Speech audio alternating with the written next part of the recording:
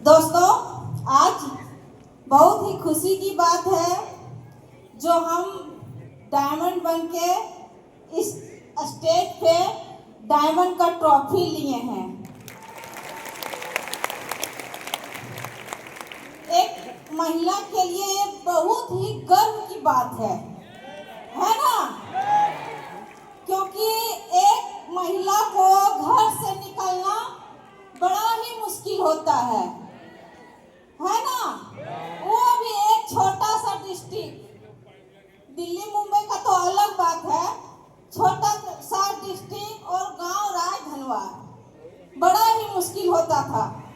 लेकिन आज हमने डायमंड का ट्रॉफी है सो लेके अपना गांव मोहल्ले वाले को दिखा दिए। दोस्तों, हमारा मायका तो बिहार है और हमारा जो ससुराल है वो झारखंड है। तो हम बिहार की बेटी और झारखंड की बहू रानी है। तो झारखंड और बिहार के लिए एक बार क्या होना चाहिए?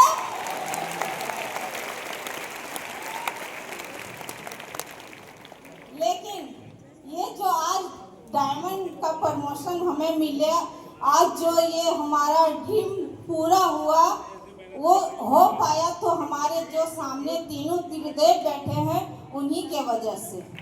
नहीं तो ये लेडीज का क्या अस्तित्व था? कुछ नहीं।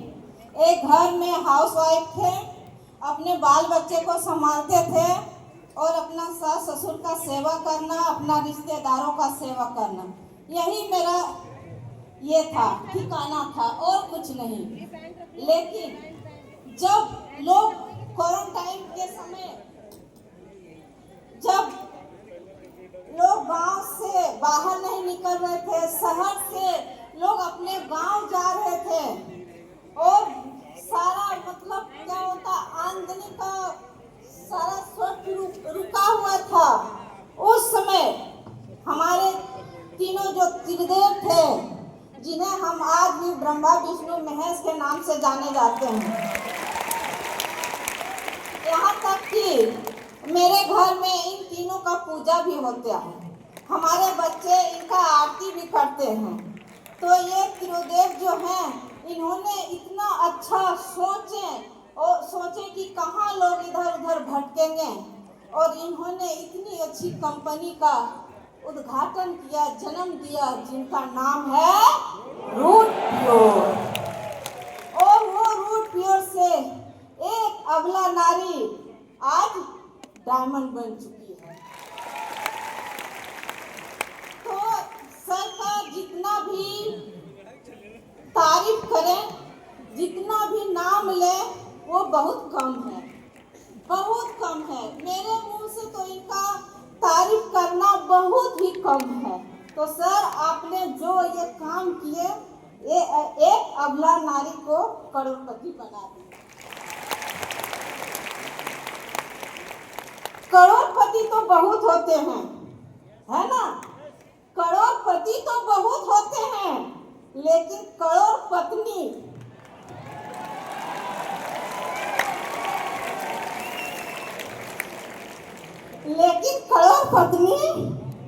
एक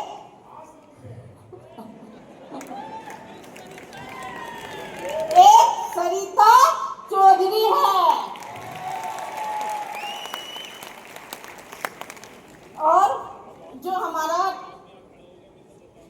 मेहनत में साथ दिए, हमें यहाँ तक पहुँचाने में जो साथ दिए, वो हमारे आज जो ताल कटोरा स्टेडियम में बैठे हैं, आसमान में तारों सा चमकता हुआ सितारे, हमारे टीम जो हमारे लेफ्ट और राइट हैं, आज उन्हीं की मेहनत के वजह से हम इस डायमंड का ट्रॉफी लिए हैं।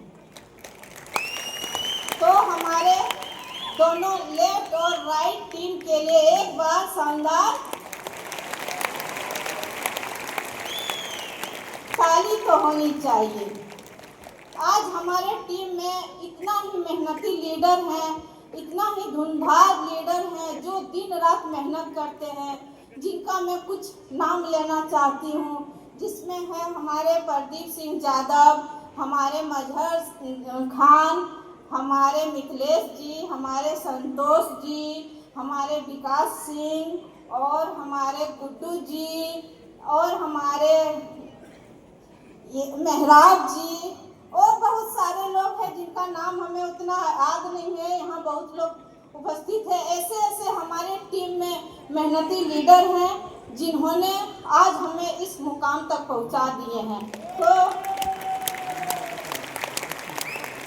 थैंक्स करना चाहती हूँ मैं अपने प्यारे प्यारे टीम को कि आज हमें तो यहाँ तक आप लोग ने पहुँचा दिए हैं, लेकिन आज से ज़्यादा खुशी हमें तब होगी जब आप लोग यहाँ पे आके और डायमंड का ट्रॉफी लेंगे,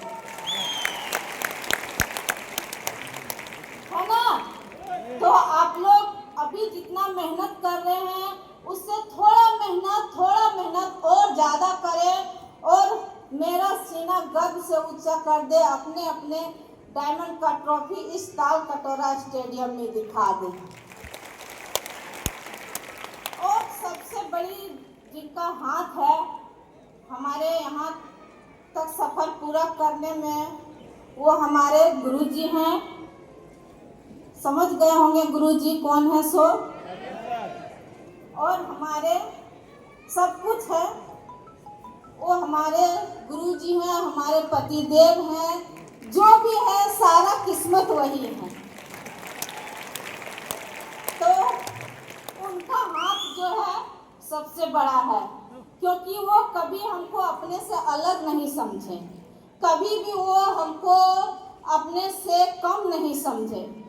वो अगर आज रूट प्योर में अपना आईडी के साथ साथ हमारा आईडी नहीं लगाए रहते तो आज मैं अपना घर में अपना चूल्हा चौकी संभालती। तो अजीत सर जो है ऐसा पति है, इनके जैसा अगर कोई पति बने, अगर इनके जैसा पति बनना चाहे तो भाई अपने आईडी के साथ साथ अपना वाइफ का आईडी जरूर लगाएं।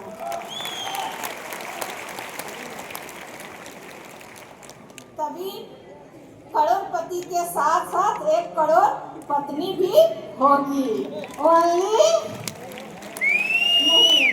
तो थैंक्स करना चाहती हूँ मैं अजीत सर को कि आप कभी हमको अपने से अलग ना समझें। जैसे शिव है और पार्वती, उसी तरह अजीत सर ने हमें अपने को शिव और हमें पार्वती समझे। तो थैंक्स फॉर अजीत सर। दोस्तों, और सबसे बड़ी बात है, आप लोग तो ये जान गए हैं कि 1 करोड़पति और 1 करोड़ पत्नी यहाँ खड़े हैं, लेकिन यहाँ तक पहुँचने के लिए हम लोग क्या मेहनत किए वो जानना चाहेंगे आप लोग? जानना चाहेंगे कि हम क्या क्या मतलब इसमें प्रयास किए, कैसे कैसे प्रयास किए जो यहाँ तक आज हम आके खड़े हुए। तो मैं आप लोग को बताती हूँ। वो माइक कहाँ है?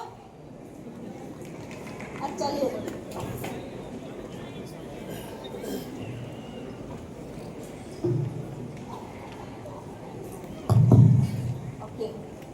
दोस्तों, मेरा आप लोग सपने देखते होंगे ना?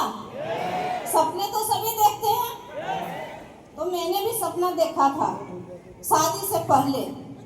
शादी से पहले हम ये सपना देखे थे कि हमारा शादी एक अच्छे घर में हो, उनका 2 बेडरूम हो, उनके पास चलने के लिए एक 2 व्हीलर का गाड़ी हो, 2 चक्का जैसा भी हो, उनके जेब में, हमारे हस्बैंड के जेब में 2-4 हज़ार रुपया हमेशा रहे, है ना।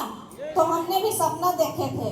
हम अपना पापा से हमेशा बात करते थे कि पापा हमारा शादी ऐसा घर में कीजिएगा जो इतना सुविधा तो कम से कम होना चाहिए। पापा बोले कि ठीक है बेटा, वैसा घर ही तुम्हारा शादी करेंगे। पापा ने बहुत जगह रिश्ता ढूंढे, जहाँ घर पसंद आता था वहाँ पैसा दहेज बहुत ज़्यादा लगता था, और जहाँ लड़का पसंद आता था वहाँ भी दहेज लगता था। जहाँ घर नहीं पसंद आया, लड़का पसंद आया, ऐसे वैसे करके बहुत जगह हमारा रिश्ता टूट रहा था। फिर पापा हमारे राय घुनवार चले गए। राय घुनवार में अजीत सर के अंदर क्या देखे पता नहीं, एक बार में इनको पसंद कर लिए और पसंद कर लिए। पापा आए, रिश्ता करके बोले बहुत अच्छा, घर में रिश्ता लगा दिए हैं और लड़का भी सही है और घर भी सही है। हम बोले घर कैसा? पापा बोल बहुत सही है, जाएगी तो पता चल जाएगा, बहुत अच्छा घर है तुम्हारा। हम बोले ठीक है। फिर हमारा और अजीत सर का शादी हुआ, हम अपने घर गए। अपने घर जाने के बाद अपना घर देखें तो घर तो इतना ही सुंदर था कि तारीफ कम पड़ जाएगा। हमारा घर का जो गेट था हमसे इतना छोटा था। हम गृह प्रवेश जब होता है तो दुल्हन तो ये चुंदर ढकी हुई रहती है। जब गए जाने के बाद इतना तो झुके हुए भी थे हम, और इतना झुकने के बाद भी हमको लगा बहुत जोर से चोट लगा घर के गेट से। मेरा तो दिमाग खुल गया। हम बोले ऐसे देखे तो बोले अच्छा आशीर्वाद मिला। फिर जब घर गए, घर में रहना चालू किए तो उस समय तो उतना मतलब नहीं पड़ा था, क्योंकि हमारे पापा ने जो दहेज दिया था उसका थोड़ा बहुत पैसा जो बचा होगा जिस सर का, उसका सर सामान रखा हुआ था घर में, तो उतना प्रभाव नहीं पड़ा। दूसरे बार जब हम गए तो हमारा घर का स्थिति इतना खराब था कि हमारे घर में ना रहने के लिए अच्छे घर थे, ना खाने के लिए चावल था, ना आटा था और कुछ भी सुविधा नहीं था। यहाँ तक कि हमारे पास सोने के लिए अच्छे बेड भी नहीं थे। हम लोग 7 से 8 साल 9 साल हम लोग जमीन पे सोए, इतना हमारा घर का स्थिति खराब था। और खाने के लिए तो खाना तो मतलब क्या अच्छा खाना होता है, भोजन होता है, वो तो कभी हम मतलब 7-8 साल के दरमियान खाए भी नहीं। हमारा घर का स्थिति इतना खराब था। अजीत सर के पास पैसा का बहुत कमी थी। ये बेचारे दिन रात मेहनत करते थे, ट्यूशन करते थे, घर घर जाके ट्यूशन पढ़ाते थे, एक छोटा सा स्कूल भी खोल रखे थे। उसमें इनका इनकम हो जाता था 2 से 3 हज़ार रुपया, वो भी एक महीना नहीं दूसरे महीने में इनका इनकम होता था। और रिश्तेदारों का आना जाना, परिवार भी मेरा बढ़ने लगा। पैसा का इतना मतलब ज़रूरत हो गया था कि इनको बोलते थे कि हे भगवान आप कहीं दिल्ली मुंबई चले जाइए, कम से कम वहाँ तो 10,000 काम कीजिए, 10,000 भेजिएगा तो उसमें हम 5,000 बचा लेंगे और 5,000 में अपना फैमिली चला लेंगे। कम से कम ये तो काम आप कीजिए। अजीत सर बेचारे 7 बहन का अकेला भाई थे, ये घर छोड़ के भी नहीं जा सकते थे। बहुत ही मतलब गंभीर स्थिति से हम लोग गुजर रहे थे। और कभी कभी हम भगवान से प्रार्थना करते थे कि हे भगवान आपने किस लिए हमको जन्म दिया, इससे अच्छा तो हमें बचपन में ही मार दिए रहते। ऐसा ऐसा हम भगवान से प्रार्थना करते थे। ये हमेशा हमको बोलते थे कि रानी घबराओ मत, ये हमको प्यार से रानी बोलते थे, हम इनको राजा होता है ना, तो ये बोलते थे कि रानी घबराओ मत, एक दिन तुम्हारे पास इतना पैसा आएगा ना कि तुम गिन भी नहीं पाओगे। हम बोलते थे अच्छा ये कब आएगा? वहाँ जाने के बाद। ये बोलते थे कि नहीं कुछ दिन धैर्य रखो। हम बोले ठीक है। ऐसे करके हम लोग आपस में बात करते थे और बात करने के बाद फिर खाना पीना जो भी रूखा सूखा रहता था खा के सो जाते थे। फिर दूसरे दिन वही किचकिची मतलब झगड़ा झमेला लगा हुआ रहता था। अजीत सर को इतना हम इंजेक्शन लगाते रहते थे, पैसा कमाओ पैसा कमाओ पैसा। ये तो बेचारे वैसे भी भोले भाले हैं, किसी से ज़्यादा बोलते नहीं हैं, कुछ नहीं, अपना साइकिल उठाए चल दिए ट्यूशन पढ़ाने के लिए। फिर शाम में आए, फिर शाम में कुछ जो रूखा सूखा बना था खिलाते थे, फिर रात में किसी तरह सोते थे, फिर 5 बजे सुबह चल जाते थे। दिन रात मेहनत करने के बाद भी हमारे पास अच्छा इनकम नहीं आता था। अजीत सर को हमेशा इंजेक्शन लगाते लगाते लगाते लगाते इतना इंजेक्शन लगा दिए ना जो आज यहाँ तक पहुँचा है।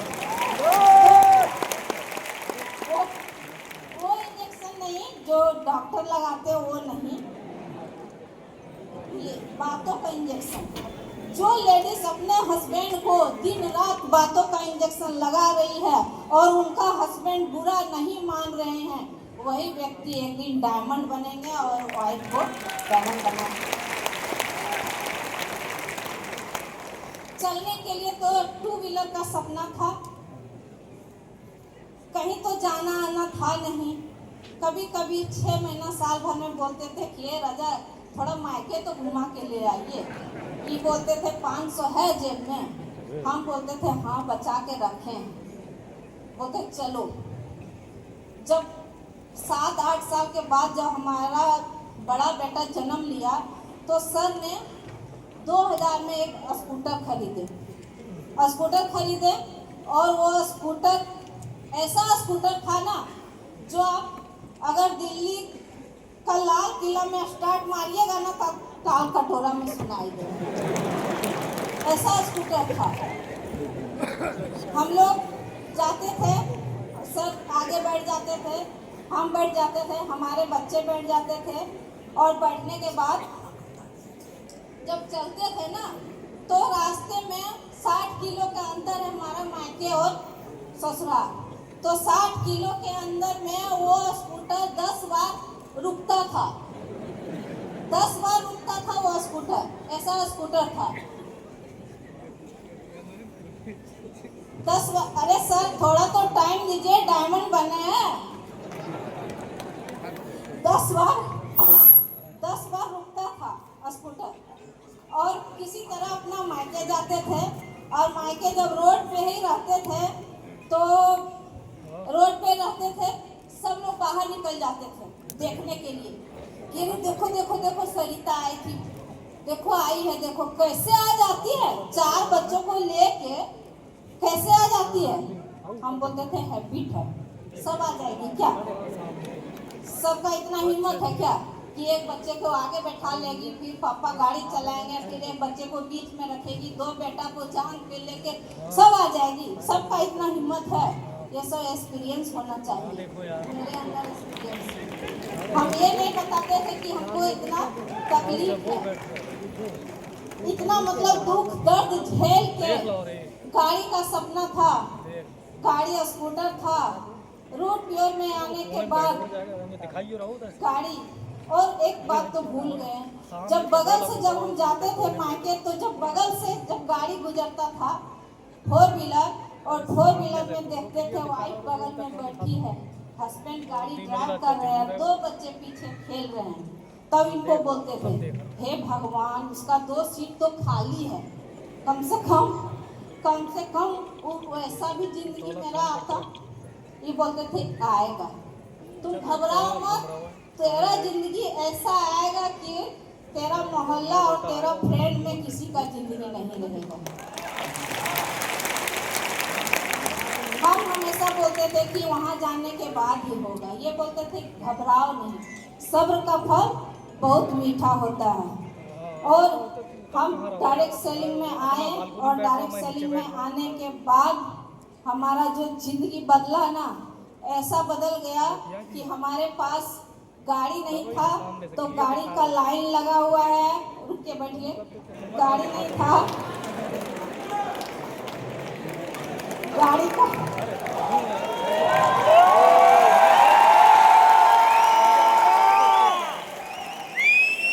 लाइन लगा हुआ है, घर नहीं था, घर नहीं, अभी हमारे पास घरें हैं, हमारे धनबाद शहर में घर है, देवघर में घर है, राजधनबाद में 2-3 जगह घर है, घरें हैं, और भी जो कुछ मतलब सपना था वो हमारे रूट प्योर में आने के बाद हमारा सपना पूरा हो गया है। तो थैंक्स फॉर रूट प्योर। बोलने का तो भी बहुत है, मेरा तो अभी आधा भी बात पूरा नहीं हुआ है, लेकिन क्या करें टाइम ही बहुत कम है। तो थैंक्स करना चाहती हूँ रूट प्योर को, गॉड डायमंड।